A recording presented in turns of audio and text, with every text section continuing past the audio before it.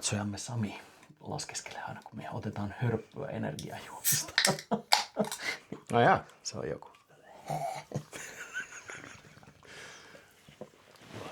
Hörppybingo. Terveisiä vaan kotikatsomoon. No niin.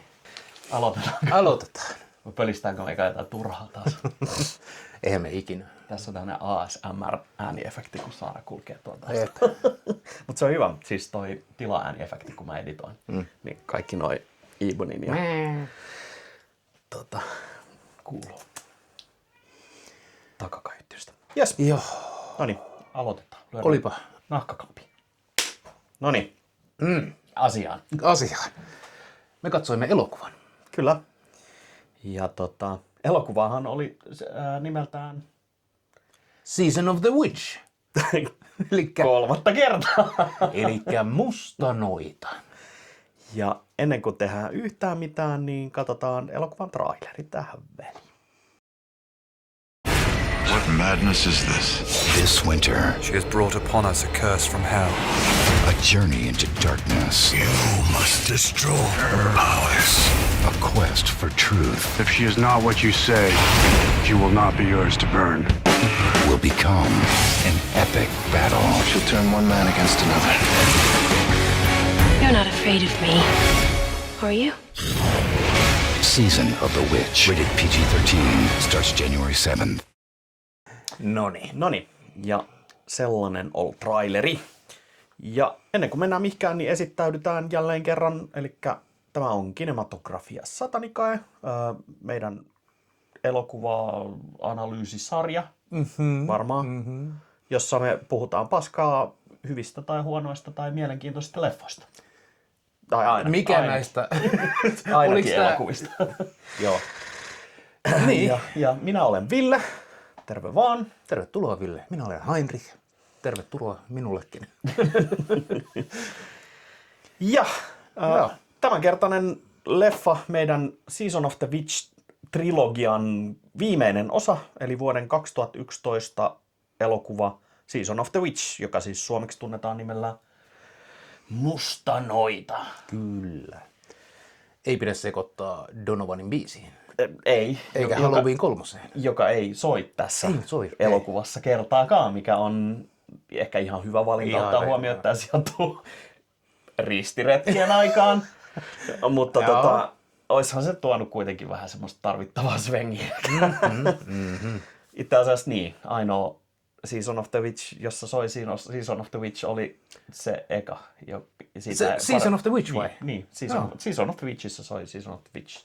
Siinä on se kohtaus, missä on toi vuoden aika vaihtuu ja siinä tähän noituuksia, mistä Season of the Witch soi. Saanko kertoa elokuvasta? Kerro toki. Okei. Eli Nicolas Cagein tähdittämä Musta noita on geneeriseen keskiaikaan sijoittuva, fantastisilla elementeillä oleva seikkailutoiminta pätkä. Kyllä, allekirjoitan. Vielä. Joo. Jossa meidän sankarit on ristiretkeltä lähteneet. Rintamakarkurit. Kyllä. Koska se rintama oli semmoinen ristiretkillä semmoinen konkreettinen. Kyllä.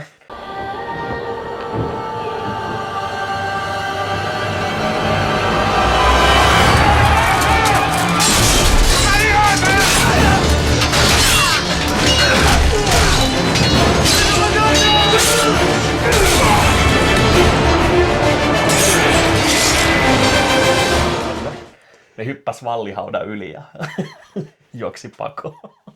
Ja tämä on heidän dramaattinen backstory. Ne on vuodattanut liikaa viattomien verta ja nyt ne lähtee vaan vittuun sieltä. Kaikki oli ihan ok, kunnes Nick Cage joutui tappaa naisen. Niin, Se oli se käännekohta. se oli se. Ai vittu, mä en tiedä, että naisia on olemassa. Lapset ja miehet meni, mutta Joo. Jos ne oli vääräuskoisia, niin parempi. Mutta tämähän on se kuuluisa, herra, me ollaan nyt menossa tonne tappamaan kaikki, että siellä on puolet kristittyjä ja puolet muslimeja. Et miten me erotellaan? Vittu te mitään erottelee. Tapatte kaikkia, Jumala erot. Anyway, se oli niiden traaginen backstory. Ja jotta elokuva alkaa, niin kirkko värvää ne kuljettamaan noitaa paikasta A paikkaan B. Ja noita tuo mukanaan kulkutautia. Sitä ei koskaan sanottu mustasurma, mutta... Plague, Joo. rutto, joka on siis oikea sairaus, mutta mustasurma, keskiaikainen, ihmisiä tappanut. Joo. Kyllä. Olisi ollut oikeampaa käyttää sitä termiä Black Death tässä yhteydessä elokuvassa Mustanoita. Ja matkallaan he kokoaa partin, kohtaavat vastoinkäymisiä, tekevät sankaritekoja ja lopussa ne voittaa itse perkeleen. Ne kirjaimellisesti värvää sitä Tarzan-elokuvien kantajaporukkaa, jotka uhrataan ensimmäisessä vuorikohtauksessa moottolle. Mutta siis paikasta A paikkaan B loppubossi seikkaa. Joo, siis niin geneerinen fantasia tarinan kaari kuin vaan voi olla. Jep. Ja ihan tämän leffan eduksi ehkä, että ei yritetä sen kummempia. Joo, no olisi ehkä voinut paikottaa yrittää vähän vähemmän. Mennään enemmän sille niinku fantastiseen, ettei tuu näitä niinku. Joo. Eli siis tää on 2011 tullut ulos ja ohjaajana oli tämmönen kuin Dominic Sena, joka ei ollut mulle nimenä tuttu, mutta on siis ohjannut Nick Cagein mestariteoksen Gone in 60 Seconds, joka on siis tietysti remake ton Ron Howardin alkuperäisessä. Onko se Ron Howard? Ei. Ron Jeremy. Ron Howard ohjasi Grand Theft Auto-nimisen elokuvan. Gone in 60 Seconds on siis vanha kaahailuleffa ja se on remake siitä, jossa on myös Angelina Jolie tietysti. Ja Ron Jeremy on aivan eri mies. Ron Jeremy on henkilö, josta ei ehkä puhuta, jos halutaan pitää katsojia meidän videoille. Se on se, joka tunnetaan niistä viiksistä. Joo, muun muassa. Onko Himonussia viiksistä peräti? Noniin. Vanhan kunnon pippelinpussailija Ron Jeremy. Mutta Dominic Sena tosissaan ohjaaja, ohjannut sen Gone in 60 Secondsin. Ja sitten semmoisen leffan kuin California vuodelta 1993, joka on vähän pienemmällä huomiolle nykyään jäänyt, mutta oikein mainio sarjamurhaajapätkä, jossa on Brad Pitt tosi aikaisessa roolissa. Juliette Lewis kanssa. En tiedä, ootko nähnyt. Hyvä elokuva. Okei. Harvemmin mä sellaisia katon. Ja sitten vuoden 2009 salasana Swordfish, joka on kuuluisa lähinnä siitä, että Halle Berry näyttää tissinsä. Kuuluisasti otti erittäin ison palkkakuitin vaan siitä, että laittoi daisarit framille. Siinä leffassa on myös kiehtova, siinä on suomalainen hakkeri, jonka nimi on Axel Turvals, joka puhuu saksaa. Koska toki. Joo. Ja ne vittuilee sillä, nämä poliisit kuulustelee, ne hakkaa sitä ja sitten ne heittää, että come on, spill it out, IKEA boy. Ja sitten se heittää semmoisen saksa-aksentilla jotain hölynpölyä ja sitten sen kääntäjä on siinä niin poliisit. No mitä se sanoo? Se sanoo, että Ikea on Ruotsista, saatana sijat. Jotain meni oikein, mutta leffassa on pari hyvää toimintakohtausta. Gone in 60 Secondsissa on tosi hyviä taka-ajokohtauksia. Californiassa on tosi hyvä jännite. Tässä leffassa on paljon hyvää. On siis hyvin kuvattu, hyvin lavastettu.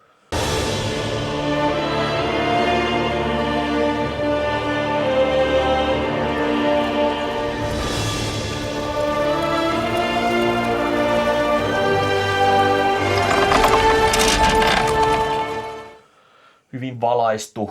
Joo. Actioni tuntui actionilta. Toimintakohtaukset Joo. tuntui siltä, kun niiden pitää tällaisessa leffassa toimia tai niin kuin näyttää ja tuntua. Tässä on paha sanoa, että mitkä osiot on tämän Dominic Senan ohjaamia ja mitkä on sitten toisen ohjaajan. Et jotain on mennyt jossain välissä tuotantoa vituralleen ja Hollywoodin niljakkain paskapää heti Woody Allenin ja Roman Polanskin jälkeen Brett Ratner, X-Men 3 mestariteoksen ohjannut Brett Ratner ja Rush Hour-leffat muuten ohjannut. Okay. Eli hän ohjasi reshootit, joista ainakin tämä leffan alun noidanhirttokohtaus oli. Jep. Siinä ei ollut yhtään näistä päätähdistä mukana ollenkaan, eli se oli todennäköisesti kokonaan. Ja sitten varmaan paljon kohtauksia, niin kuin pick-up shootteja näitä, missä nämä tähdet ei ole mukana. Your soul will be spared, but the body must be consigned to God for absolution. No, please! I beg you! No! Mutta ilmeisesti merkittävä määrä ohjauksesta on Ratnerin. Ja se on semmoinen, että se on ohjaajana, se oli aikoinaan ohjaajana vähän samanlaisessa maineessa kuin Renny Harlin. Eli tulee tuottaa alle budjetin hyvännäköistä jälkeä ja sitä, mitä tuottajat haluaa. Luotettava halpa käyttää. Kunnes sitten ei enää ollut. Mutta Ratner oli tällainen niin kuin hyvä paikkomies. Ei mestari, mutta se, joka ottaa sen pallon ja kuljettaa sille mestarille tarvittaessa. Nykyään ei ole uraa enää ollenkaan, thank God. Muun muassa Elliot Pagelle, silloiselle Ellen Pagelle, ehdotti X-Menin kuvausten aikaan, että jos sinua joku oikein kunnolla naisi, niin ehkä tiputtaisit ton lesbo-imagon pois. Tällä tasolla niin hyvä ja sympaattinen herrasmies. Mutta tämä leffa, siis tässä pääosissa oli, niin kuin mainitsit jo, Nick Cage. Kyllä.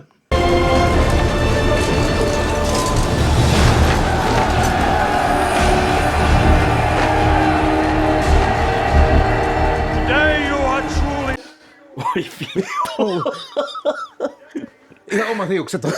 Oi pojat. No mitäs se oli se teoria siitä, että Cagein leffan hyvyyden pystyy laittaa skaalalle heti, kun näkee sen tukan. Sitten genre, just ihmisten suorsuosikki, apinomiehen ulkomuodon omaava. Ei niin pitkä kuin luulin, mutta massiivinen elämää suurempi hahmo Ron Perlman on se toinen kantava rooli tässä. Se on se näyttelijä, jolla on leuka. Leuka ja hyvin orankimaiset kasvot. On. of our unholy enemies! Look at that rabble down there, Damon. Just waiting to meet the Lord. I pity any man whose last face they see is yours, Svelson. Has fallen! The only... Perlmanin kaikki tietää ulkomuodon perusteella, vaikkei ehkä kaikki aina tunne nimellä. No nykyään Perlmania jo arvostetaan, mutta aikoinaan erikoistui rooleihin, jossa se maskeerattiin. Ensimmäinen se oli se TV-sarja Beauty and the Beast, mikä oli itse asiassa George R.R. Martinin ensimmäisiä Hollywood-duuneja, se käsikirjoitti sitä. Siinä on Terminator-elokuvien Linda Hamilton ja sitten tämä tämmöinen massiivinen petohahmo TV-sarja. Okei. Ei ehkä Suomessa hirveän suosittu, mutta on semmoisessa kulttimaineessa. Mutta siinä siis Perlman on maskeerattu pedoksi niin, että sillä on käytännössä tekonenä ja vähän enemmän tukkaa. Hellboyssa näytti hyvältä. Hellboy, se on se monille se definitiivinen Hellboy. Mä oon useaseen otteeseen kertonut mielipiteeni Guillermo del Toron elokuvista. Mut ensimmäinen Hellboy on loistava, toinen on ihan puhdasta sianpaskaa.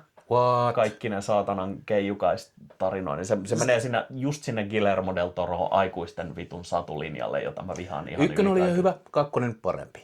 Ei missään. Mä pidin itse asiassa siitä niiden jälkeen tulleesta Hellboy-leffasta, mikä tuli muutama vuosi sitten, joka oli kans täys tuotantohelvetti. Mut siis Mä taisin skipata sen kokonaan. Törkeä hyvä gore. Siis ja siis sehän on samalta ohjaajalta kuin Dog Soldiers. Noniin.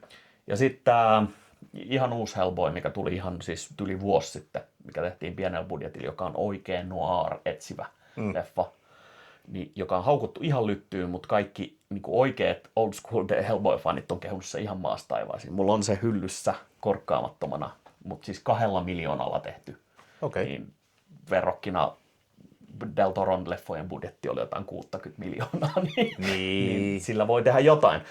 Mutta se Hellboysta. Mutta siis Perlman on nimenomaan se definitiivinen Hellboy tosi monelle, mutta koska se on hahmo, joka on täysin maskin alla, niin sen voi tehdä tosi moni muukin. Sitten tässä on muita mainittavia ihan pienessä sivuroolissa. Yksi kaikkien aikojen legendaarisimmasta kauhuelokuvanäyttelijöistä. Suomen sotienkin veteraani Christopher Lee. Kyllä.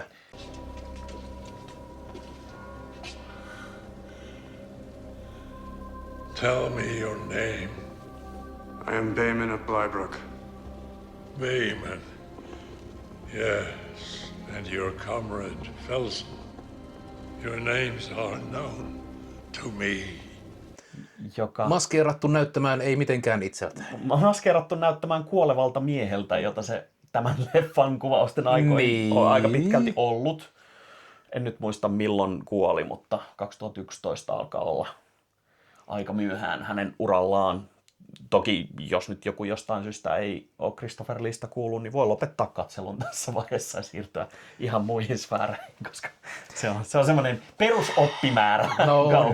No niin. Mutta Leehän nyt on siis varmaan suuren yleisön silmissä Saruman. On. Ja se ärsyttää minua, koska minulle hän on Dracula. Aivan ehdottomasti se ainoa oikea Dracula. Se oli se, joka toi Draculalle sitä karismaa, mitä Bela Lugosilla ei koskaan ollut. Varsinkin siis Christopher Lee se on se ihan viimeinen Hammerille tekemä Dracula-leffa, missä sillä ei ole yhtään replaa. Johon se suostui vaan sen takia, että se oli sanonut jo, että se ei enää suostu niihin rooleihin. Ja leffan tuotanto oli jo aloitettu, niin tuotantopäällikkö tuli, että tässä on 60 jätkää, jolla ei ole duunia, jos et sä tuu paikalle Viitan kanssa. Ja Lee oli sit, no vittu, että en mä nyt keltään duunia vielä. Vittu mä ainakaan sano mitään. Joten koko leffa ja se vaan säisee. Hyvä. Mut silti se on parempi kuin 99% tänä päivänä ulos tulevista leffoista.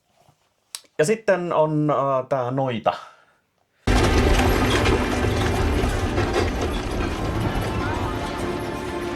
Who's that? The witch? Witch? Nobody said anything about a witch.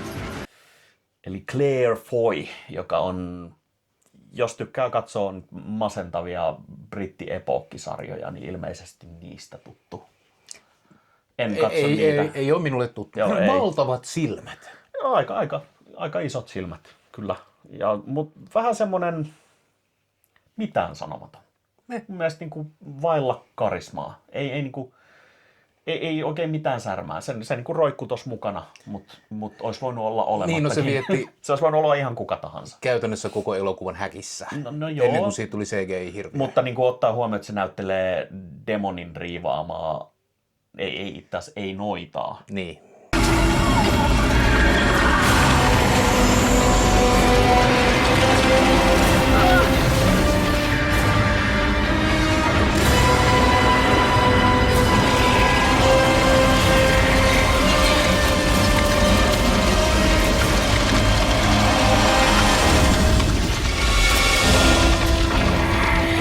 By the way.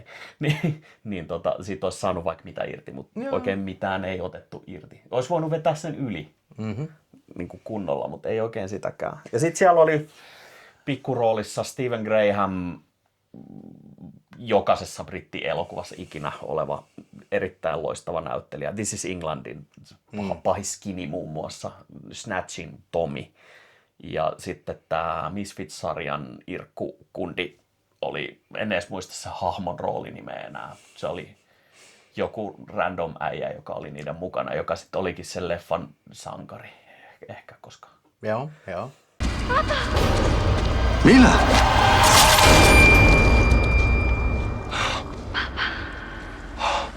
Mila? Ja sitten tietysti tämä kääriä. Kääriä. The Balzac. The Balzac. We are in God's hands now. Prayer is our only salvation.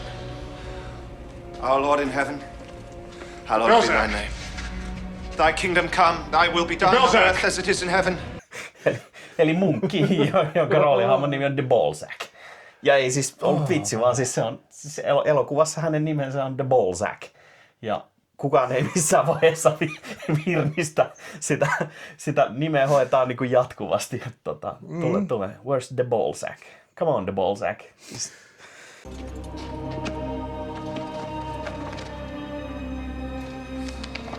Balzac. Puuttuu vaan, että silloin olisi ollut se pari, jonka nimi olisi ollut These Nuts. Sitten olisi ollut niin kuin täyssarja. Mutta Nick Cage 2011 ollut kovaa valuuttaa. Joo. Ei ole vielä se slummivaihe, missä tehdään jokainen elokuva. Eli tämä on ollut iso tuotanto. Budjetti on ollut 40 milliä, joka on ollut oikeasti aika paljon tässä vaiheessa. Nyt tällainen leffa tehtäisiin 10 millillä. Ja jos ilman isoa tähteä, niin varmaan 2 tai 3. koska kaiken voisi tehdä CGI-llä ja halvalla. Niin. Mutta myös tämmöiseen leffaan ei niin kuin ole tarve ottaa mitään Nicolas Cagea. Ei, ja Nicolas Cage ei oikein revitellyt tässä. Se ei Tämä oli hyvin niin kuin hillitty. Tämä oli hieman yllättäen, kun tein taustatutkimusta, niin Nickelle intohimoprojekti. Se halusi mukaan, koska kässärin luettuaan se koki, että leffa muistuttaa Roger Cormanin klassisia fantasialeffoja 60-70-luvulta. Okay. Ja halusi niin kuin mukaan siihen. Ja ilmeisesti sellaisena tämä alun perin kuvattiin ennen kuin reshoottien myötä muokattiin ihan sit niin kuin erilaiseen suuntaan. Ja tuossa on jonkun verran viittauksia sinne. Ja mä vähän veikkaan, että nämä nimet ehkä juontaa sinne, koska mä siis sen verran kuin eurooppalaisia nimiä tiedän, niin mitä näillä on ihan ihmeellisiä nimiä näillä hahmoilla. Behnam, jotain... Geneerisen eurooppalaisia, you know. Niinku itse asiassa... Fantasia-nimiä enemmän ehkä kuin joo, oikeita. Kyllä. Ja sehän tässä niin kuin... Et joo, siellä on hahmo, jonka nimi on De Balzac, ja sitten siellä on hahmo, jonka nimi on Hagmar. Mutta sitten siellä on myös hahmo, jonka nimi on Eckhart. Niin. Et niinku, tässä on niinku Euroopan 4 eri ääripäästä olevia. On. Mulla on teoria. Jenkithän on tehnyt tämän leffan. Kyllä. Ja Jenkeillä, kun ei ole vittu mitään käsitystä mistään asioista, niin siellä on tuotantovaiheessa mietitty, okei, kun te ajattelette keskiaikaa ja Eurooppaa, niin mitä tulee mieleen? Kaikki elementit. Musta surma ja on nämä Plague-tohtorit ja muut. Jes, pistetään se tänne. Ristiretket, no sehän on 200 vuotta vittu sinne tänne. Noita vainot kyllä. Kaikki linnoja pitää olla, hevosia ja sitten sellaisia fantasianimiä. Ja se tässä niin kuin mulle jonkin verran tökki, että on aivan sellaista niin kuin, eihän nämä asiat mene näin. Mutta sitten kun alkoi päästä siihen, että tämä on fantasiaa tässä vaan. Niin, no siis toi niinku se iso ristiriita tässä on se, että jos tämä olisi puhdas fantasialeffa, tämä sijoittuisi Hykarnian maailmaan. Kyllä. Tai Hölynpölylandian tantereille, niin se niinku kaiken ton voisi yhdistää ja se toimisi omassa kontekstissaan täysin järkevästi. Mutta kun se on koitettu... Niinku alleviivataan ja painotetaan. Tämä on keskiaika ja tämä on Keski-Eurooppa ja tässä on nämä ristiretkeläiset, jotka just taistelee Saraseneja vastaan, jotka on muuten ihan väärän näköisiä ja niiden näyttämistä vähän väistellään.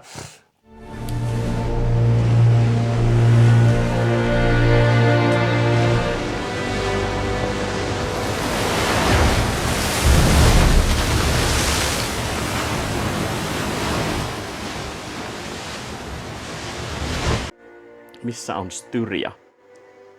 Sisämaalla, sille ei ole rantaviivaa.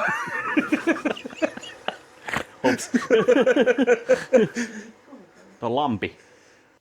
Niin se jatkuvasti saa katsojan kyseenalaistaa sitä sen leffan logiikkaa.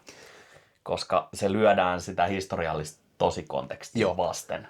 Mutta... Ja kimpoaa ikävästi. Niin, no siis nämä asiat on ristiriidassa vaan, jos sä oot lukenut historian kirjan.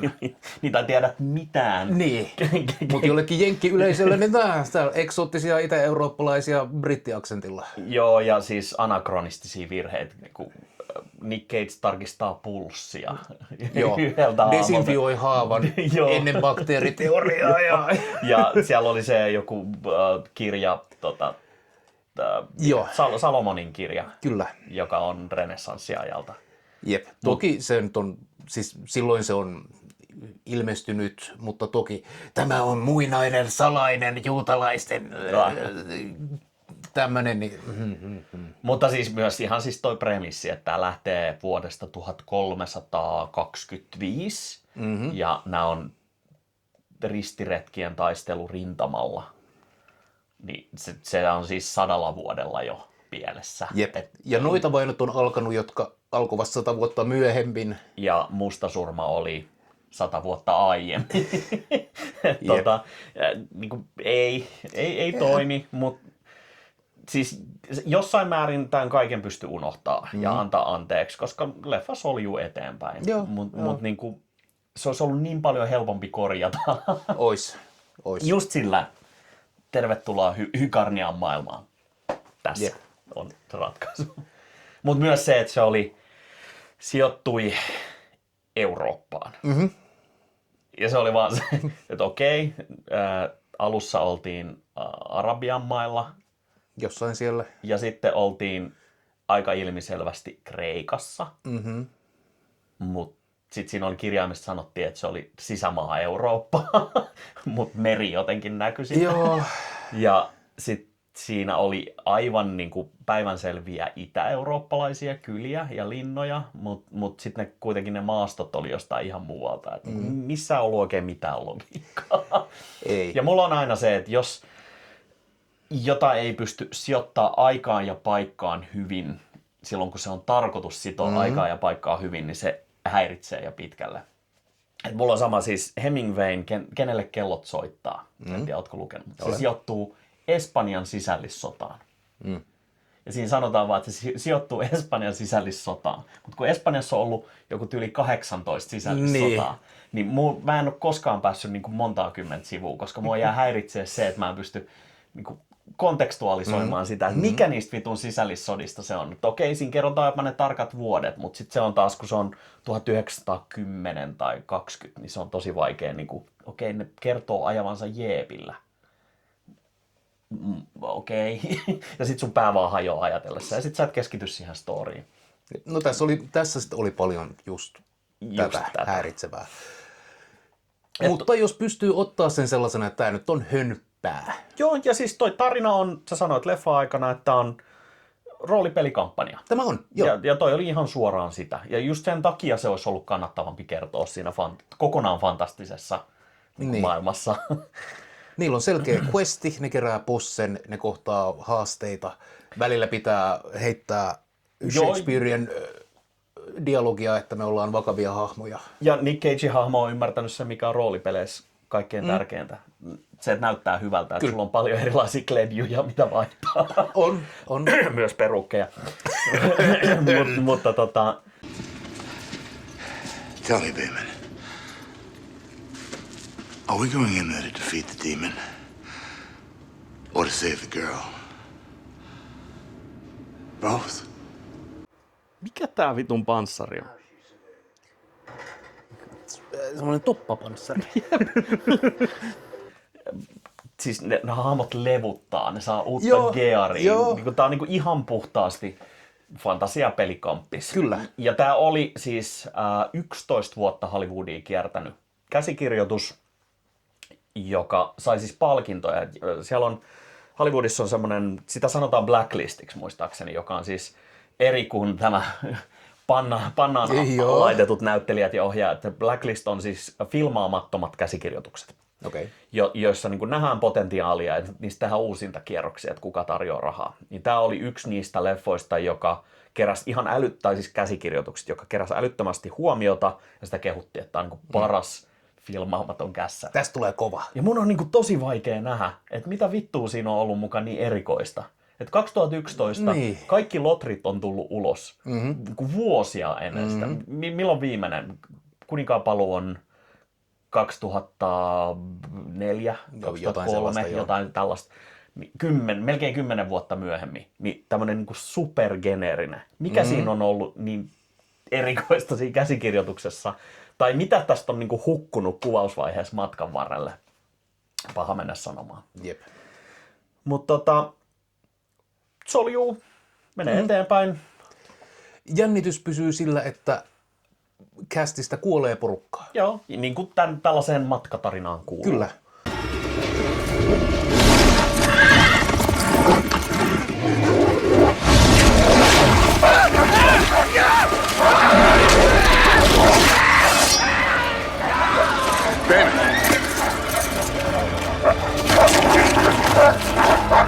It's too late. We can't help it.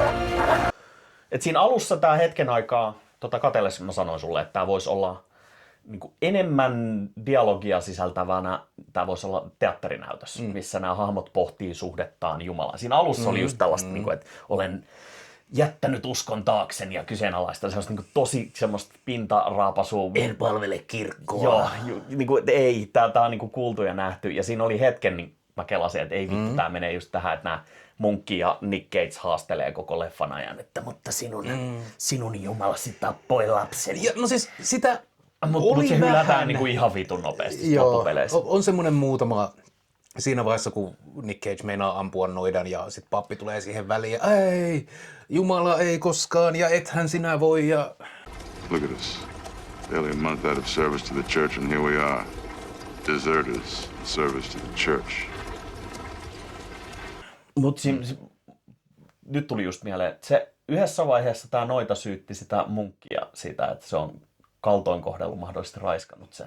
Sitä ei käsitelty mitenkään sen jälkeen ikinä missään vaiheessa. Ei niin. Okei, joo. Ei ihan vaan tämmönen tsekki, että joo. Muistanko mä väärin. Ei siinä vaiheessa, kun ne saapuu sinne niin luostariin, niin sit käy vaan ilmi, että se on itse asiassa demoni, niin ei sillä oikeastaan ole väliä. Niin, tai sen on riivannut demoni. Niin. Mutta joo, siis se on se, leffan twisti on se, että tämä noita, jonka näytetään koko ajan hallitsevan yliluonnollisia kykyjä, niin on ihan siis oikeasti yliluonnollinen. Ja sen sisällä on joku peto. She's just a girl. Don't be deceived.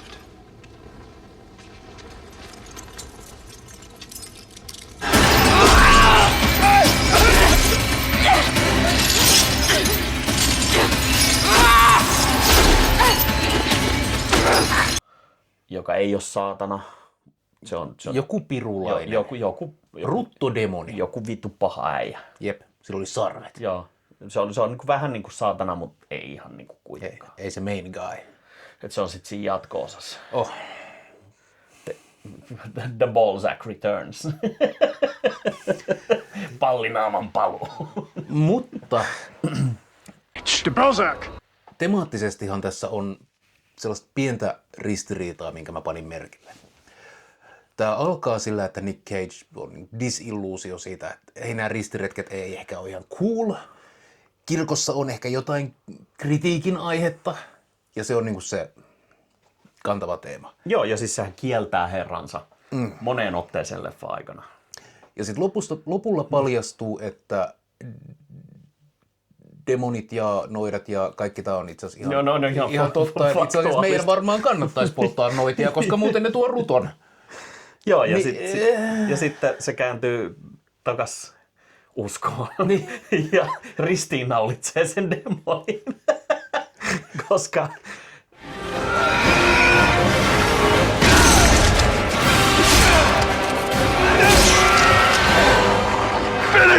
No joo. Se jotain symboliikkaa ehkä. Mutta se niinku, koko elokuvan rakennettu maallistunut hahmo, joka täysin fiksusti ja järkevästi on hylännyt uskonsa, osoitetaan leffan loppuun kohden olevan täysin väärässä. Niin. Et siis tämmönen temaattinen dissonanssi jäi mua pikkasen häiritsemään. Jos kirkolla nyt on tällaisia superkirjoja, joilla voi taistella demoniruhtinaita vastaan, niin sittenhän tämä kirkko, joka tappaa naisia ja lapsia ja polttaa noitia, niin tämän elokuvan sisäisessä logiikassa on sitten kuitenkin ne hyvät jätkät. Niin. Niin. Mutta sinä muista. Mutta siis tämä kanssa, että Nick Cage valmisteli yllättäen tätä roolia varten aika paljon. Opetteli muun muassa ratsastamaan ja käyttämään miekkaa hevosen selästä, joka ei ole siis, toisin kuin voisi luulla, niin ihan helppoa hommaa. Ihan pelkkä ratsastaminen on kohtalaisen haastavaa, mutta näytellessä hevosen ohjaaminen kuvauspaikalla on tuplaten. Mutta ja yleisesti taas Nick Cagelle tyypilliseen tapaan hän oli luonut varmaan jonkun noidan karkotusloitsun kuvauspaikalle joku toteemin ja varmaan nahkatakin, joka suojasi häntä pahalta jujulta. Ja sitten samaan aikaan Ron Perlmanilta kysyttiin, että miten sä oot syventynyt hahmoon. Sä, että no mä kelasin, että tää mun hahmo on mukana ihan vaan siksi, että se tykkää käydä huorissa ja lyödä miekalla.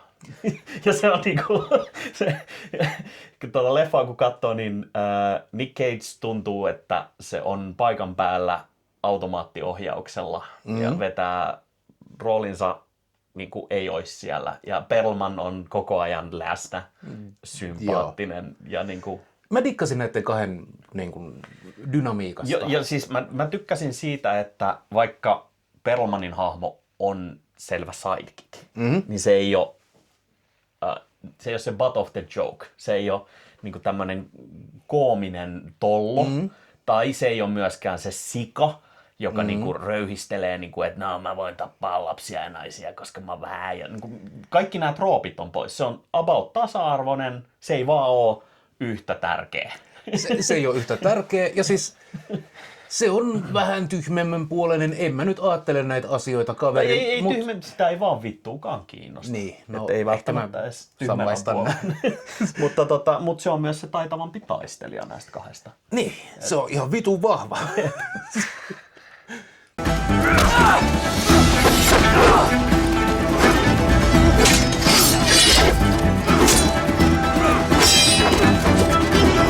Enough!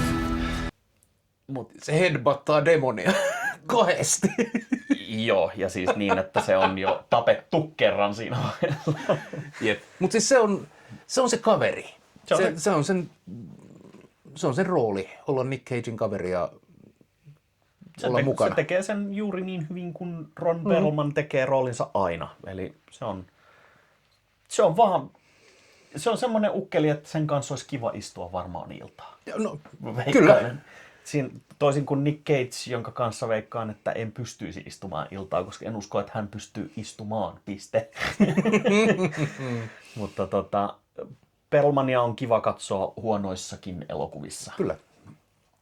Ja tässä oli siis viittaus tuohon ihan sen ekoihin leffoihin. Eli In the Name of the Rose, Ruusun nimi, jossa siis hän näyttelee sellaista epämuodostunutta murhaajaa, munkkia, tai sellaista, mä en muista miten se menee ihan tarkalleen, mutta siinä leffassa se hänen hahmonsa päätyy siis elävältä poltettavaksi. Oh no. Ja tässä se vitsailee, että voi, en kyllä halua, että minua poltetaan, että jos vaikka tällä kertaa hirttäisi. Ilmeisesti se oli semmoinen sisäpiiriviittaus. Ja sitten se poltetaan lopussa. Jos olet kirjaimellisesti kuolee polttamalla. Mutta jos olet semmoinen kulttuuraalisesti valveutunut henkilö, että tunnet Umberto Econ legendaarisen kirjan tai siihen perustuvan historiallisesti erittäin onnistuneen elokuvan Sean Connerin tähdittämän, niin sitten ymmärrät tämmöisen hienovaraisen vitsin. What do they do with deserters anyway? Hang them? Burn them? Probably both. Well, if I have any say in the matter, I prefer hanging. Koska tää on musta noitaus, mikä on korkean kulttuuri. On. Ja vetoaa varsinkin korkean kulttuurin ystäviin. Tuossa oli joitain hommia, mistä huomasi, että on tehty sit sitä aitoakin taustatyötä. Ja pantiin merkille nämä taistelukohtaukset.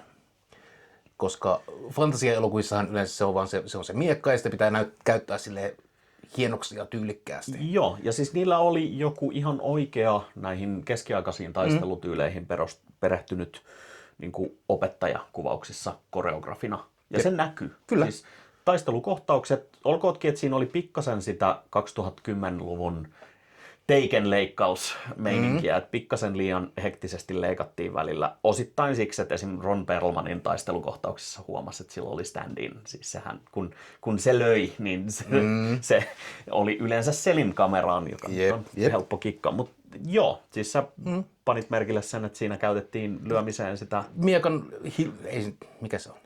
Hiltin kärkeä. Just se. Tai pommelha on siis se englanninkielinen nimi. Sillä on varmaan suomeksi joku vastapaino tai joku vastapaino. Kun kädessä on panssarihanska, niin sä voit pitää siitä terästä kiinni. Ja se niin kuin, näin. Plus, jossain vaiheessa tämä Swindleri ottaa jalkajousensa ja vaan hakkaa sillä. Mikä on ihan validia, koska se on vitun painava laite. Kyllä sillä vahinkoa saa. Noin miekat, mitä ne käytti, niin niistä en osaa sanoa, että oliko. Nehän oli siis viiltomiekkoja. Ja kaikilla oli käytännössä chainmailit päällä, Niin, jolloin ne on käytännössä täysin turhia, mutta en ole keskiaikaisiin miekkoihin perehtynyt niin hyvin, että pystyisin sanoa, että oliko. No siis ne ei näyttänyt fantasiamiekoilta. No ne ei näyttänyt fantasiamiekoilta, ne ei myöskään näyttänyt käytetyiltä miekoilta, koska ne kimmelsi ja kiilsi. Mutta siis todennäköisesti siis ristirätkien aikainen aatelissoturihan on heiluttanut jotain 2 käden bastard swordia jossain ilmaa vasten, kun sen vasallit on oikeasti tehnyt tehtävän. Ja sitten ne oikeat panomiehet on vetänyt moukareilla ja jollain niin kuin pampuilla, seipäillä. Kyllä. Niin kuin, mitkä on aika helvetin paljon käytännöllisimpiä, koska saraseneillä sitten taas oli noi sapelit, eli siis käyrät miekat, jotka on lähelle päästessä aivan ylivertaisia, koska ne on helvetin paljon kevyempiä. On, mutta miekkaa pitää opetella käyttämään. Mutta jos sä oot joku maanviljelijä ja sä oot käyttänyt talikkoa, niin tässä on sulle keihäs. Terävä pää menee aateliseen. The pointed stick. Monty Pythonissa konsana.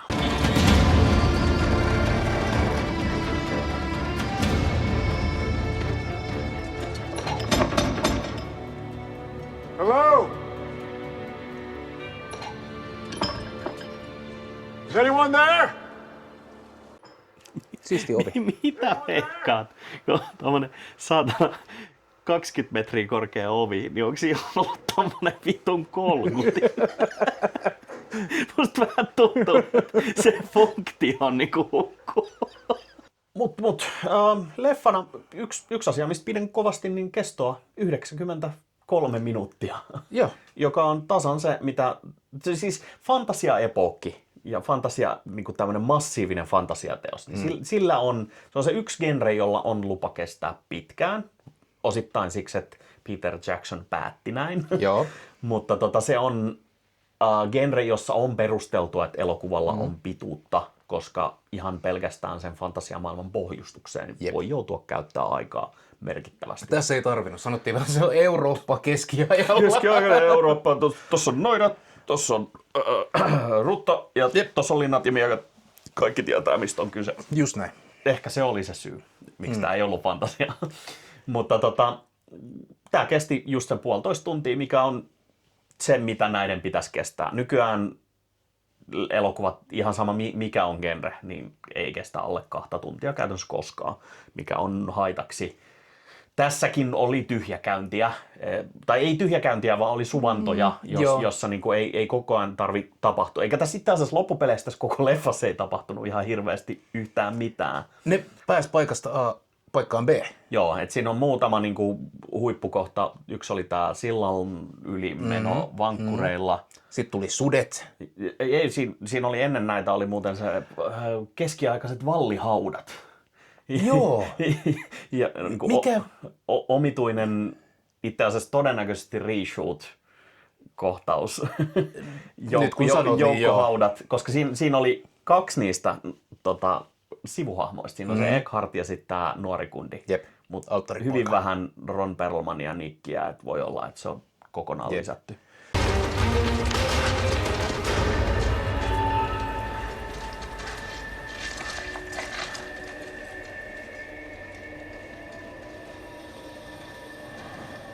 Mutta ihan aivan älytön, miksi nämä paikalliset on kaivaneet tällaisen juoksuhauta labyrintin, jonka keskellä ja siis on joukkohauta? Kirjaimellisesti kaupungin torin aukion jälkeen välittömästi. Ja siis niin kuin piikatut labyrinttivallihaudat, jossa mahtuisi ajamaan vaikka autolla. Kyllä. Jostain syystä. Mutta taas siellä myös pystyttiin kokeilla pulssia. Niin. Mitä vitun väliä. Joo. Ja sitten tuli sudet. Joo. What is it? What's happening? Listen.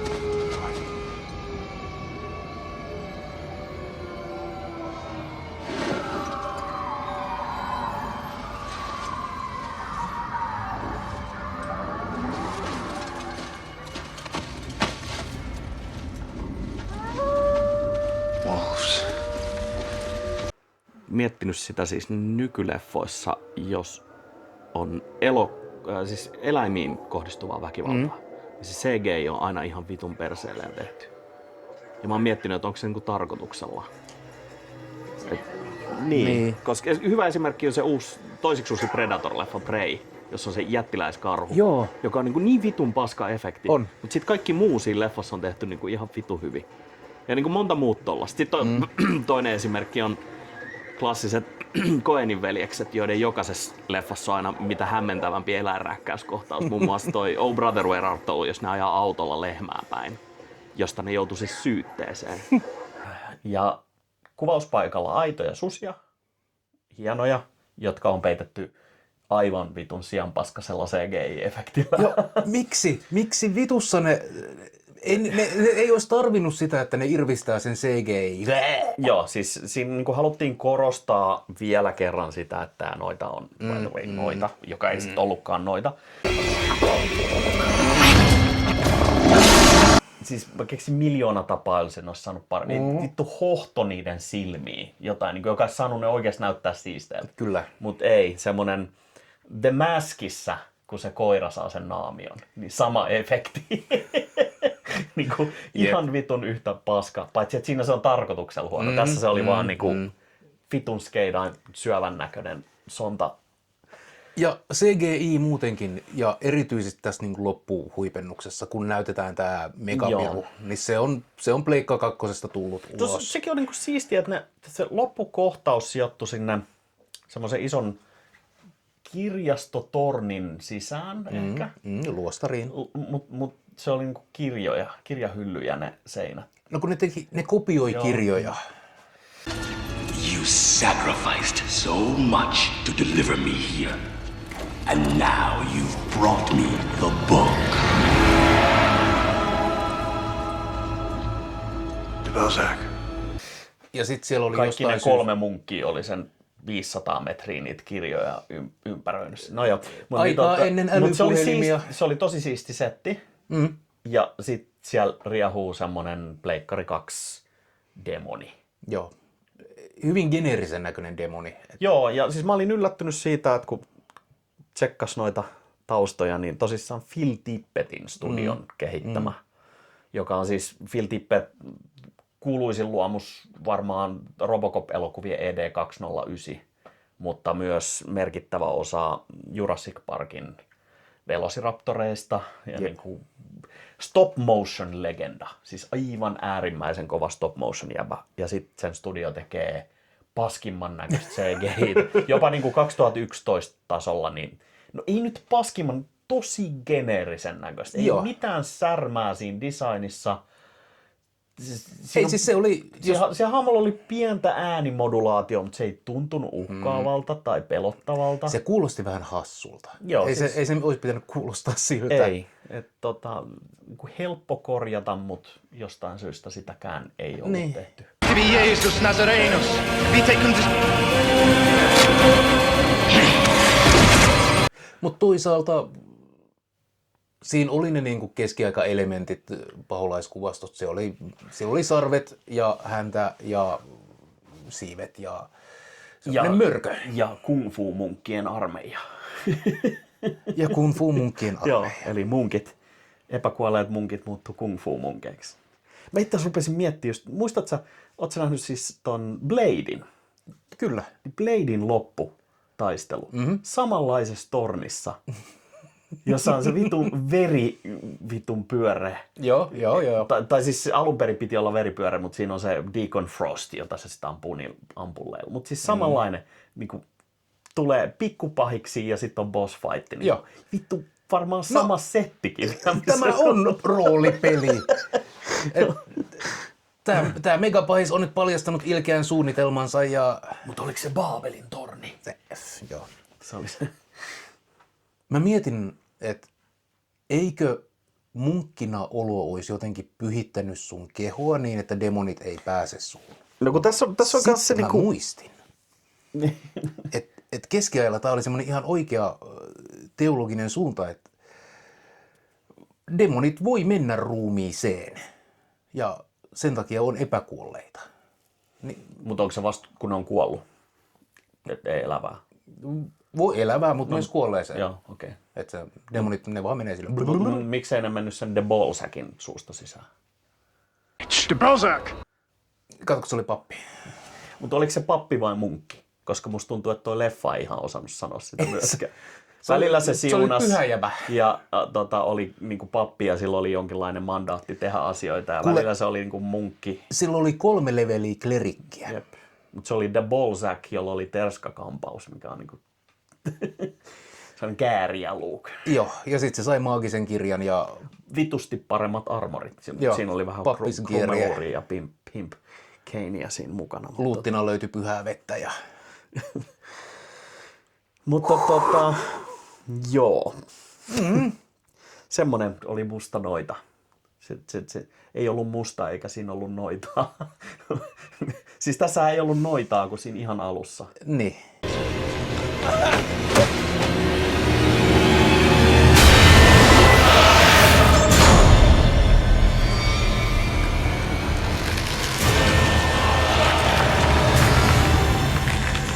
Ei, itse asiassa jos se oli se sama demoni, niin sittenhän se alussakaan ei ollut noitaa. Meillä oli se yksi, joka tunnusti hätäpäissään, sitten oli yksi tämmöinen kansanparantaja ja sitten oli tämä takaisin vittuileva eukko, joka oli se demoni. Joo.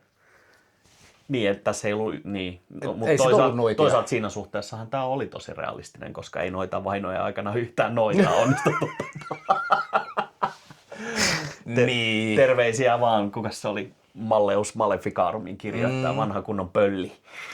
Mikä se on? Böll.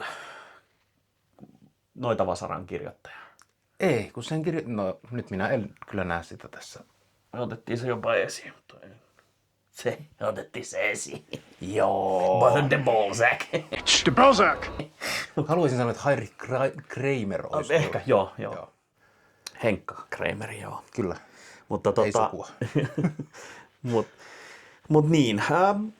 Nick Cage-leffana alempaa keskikastia, ei aitoa psykoosimeininkiä, ei sekoilua, ei hirveän hyvää toimintaa, mutta helvetin hyvä perukki. Surfitukka ristiretkillä, niin kuin kuka muu tekisi tätä valintaa. Remove the hood and the mask.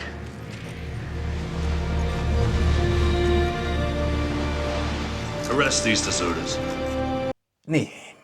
Nick Cage ei päässyt Nick Cage ei revitellyt silleen dorkaillen, mutta olihan tää ihan vitun tyhmä elokuva. Tää on niinku sellainen, tätä katsomalla et tule tyhmemmäksi, mutta koet olevas älykkäämpi kuin elokuvan tekijät. Kyllä. Viihdyttävää sontaa ihan hyvällä tavalla. Tämä on sellainen niinku lauantai-aamupäivän elokuva, kun et tiedä mitä tekisi, niin tämän voi laittaa taustalle pyörimään. Joo. Että semmoinen 3/5 niin kuin arvosanana. Katson mieluummin, kun otan turpaani, mutta en varmaan muista nähneeni tätä. Joo, ehkä. Ei säväyttävä, joitain hyviä viihdyttäviä hommia, paljon sellaisia ristiriitaisia viittauksia vähän kaikkeen, mikä etäisesti kuulostaa Keski-ajan Euroopalta.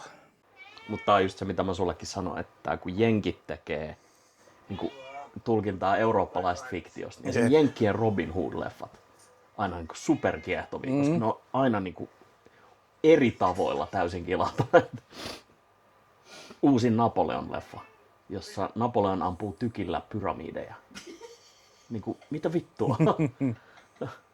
Season of the Witch-elokuvana mä sanoisin, että tämä oli toisiksi heikoin. Jos Halloween 3 oli heittämällä paras näistä 3 leffasta. Oli. Niin kuin ihan hands down. Joo, kyllä. Halloween 3 näistä 3 paras. Sitten taas Romeron Season of the Witchin taatusti muistan koko loppuelämäni nähneeni, koska mä en ole vieläkään toipunut siitä olotilasta, mikä se leffan röökinhajunen tunnelma mutta tämä oli unohdettavin näistä ihan heittämällä. Joo. Ja tässä niin kuin hassu tämmöinen sivuseikka. Mä en ollut nähnyt tätä koskaan aikaisemmin. Ja mä luulin, että tää on ihan toinen elokuva, koska vähän tätä ennen tuli elokuva Noidan oppipoika, jossa on Nicolas Cage. En ole sitäkään nähnyt, mutta ilmeisesti nämä ovat 2 eri elokuvaa. Näin voi käydä paremmissakin piireissä. Oletko nähnyt Noidan oppipojan? Olen tainnut nähdä. Onko se yhtä hyvä? Joo. Mutta ehkä tämä meidän algoritmi-itsemurha tämän saagan osalta on ohi. Eli edellisen leffan kohdalla huomattiin, että jos teet 2 tai mahdollisesti 3 saman nimistä elokuva-analyysiä, niin jengi luulee nähneensä sen jo, joten ei kerää ihan hirveästi katsojia. No pikkuhiljaa on porukat taas löytänyt. Otamme tämän oppimiskokemuksen. Paska. Me tuplataan nimittäin. Seuraavaksi meillä on vuorossa tekotaiteellinen homostelu intermissio. Eli paletin klensaaja. Nyt kun me ollaan katsottu tällaista Hollywood-hömppää, niin nyt oikeeta taidetta. Ja jakson löytää sitten vaan Pornhubista, että sitä ei tuvesta. No ei. Eli seuraava leffa on, onko Svankmajeria? Jan Svankmajerin elokuva Sileni, eli Lunacy, eli hulluus. Onko se ihan suomennettu? Ei. Me suomensimme sen juuri teille, Kyllä. arvon katsojat. Elokuva, joka käsittelee mielenterveyden hoitamista Edgar Allan Poe ja Marquise de Sade viittauksilla. Joo, koska siinä oli 2 herrasmiestä, jotka oli ihan tunnettu tästä vankkumattoman vahvasta psyykkeestä. Mutta sitä katsotaan seuraavaksi ja sitten mennään takaisin näihin meidän sekoiluihin, mutta katsotaan mitä se on sillä kerralla. Jep. Ja niin, onko meillä muuta sanottavaa? Mä luulen, että noidat on nyt käsitelty hetkeksi. Eli tervetuloa tekotaiteelliseen välihetkeen seuraavalla kerralla. Sitten, silloinhan nähdään. Niin. Ei muuta kuin hei. Oli vähän heikko klapit. Kun sun pitää sitä jalkaa, että saadaan ne meidän jalkafetissi-algoritmit. Ja niin, moi. Prozac!